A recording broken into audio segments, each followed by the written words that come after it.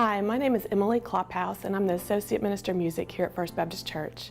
I've been on staff here for 12 years full-time and have enjoyed raising my family here. My husband Dennis and I have been married for 17 years, and I have a daughter, Abigail, who's 10, and a son, Ben, who is 14, and we've just enjoyed raising our family here and being a part of everything at First Baptist Church.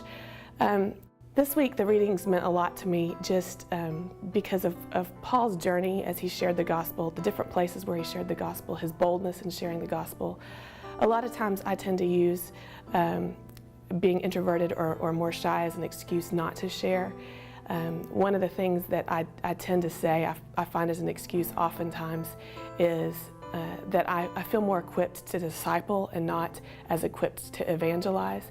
And that's just where my natural giftedness lies, is in discipling. But I've realized that too often I've tended to use that as an excuse not to share the gospel with people. So this week, as I began to just look through the reflection questions and the challenge of sharing Christ with others that the pastor has issued, I just wanted to tell you about an opportunity that I had to share the gospel that was just really unexpected for me. I went to Cuba several years ago, and on that mission trip I was prepared to teach classes in music and to play my violin in several different concerts, and felt perfectly comfortable with that. But there was one evening that we were working in a church, and they had asked me to play a solo with the orchestra, and then somebody was going to share their testimony. Well, unexpected to me, I ended up being the person to share a word of testimony, and it wasn't because I had a wonderful testimony or I was ready to do this or because I volunteered. It was simply because I had the right attire on. Most everybody else was in shorts, or the ladies were in pants, and I happened to have a skirt on, and they were just very, very strict about that. And so they asked me to be the one to share my testimony that evening.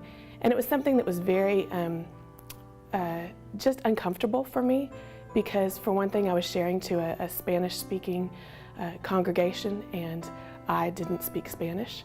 And so having to work with a translator to communicate that testimony made it even one step more difficult.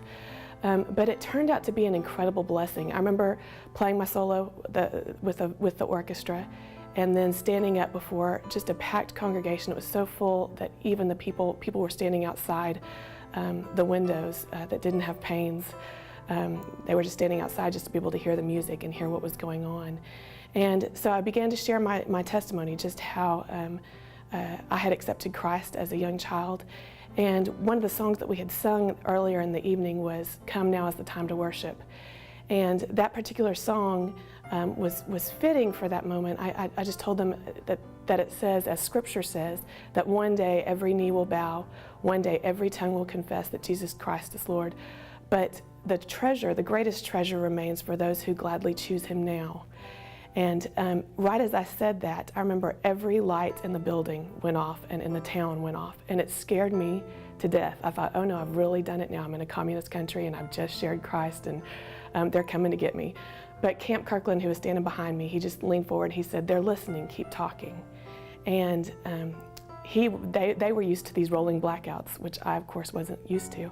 So I just kept on talking and shared my faith with them, shared how Jesus had transformed my life.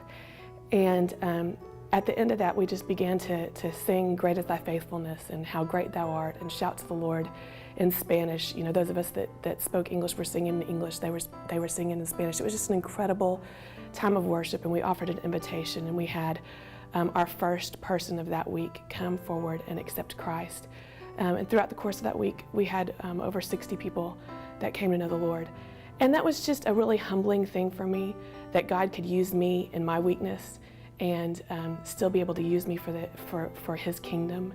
And so I guess what I took from these readings this week is that wherever Paul went, he didn't necessarily know what was going to come next. He didn't know what position he was going to be put in, whether it was in jail or whether it was preaching or whether it was in the temple or whether it was just sitting down talking to people.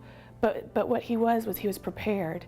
He had a passion for the gospel, and he just let God speak through him no matter the circumstance. And so that just brought me a lot of encouragement this week.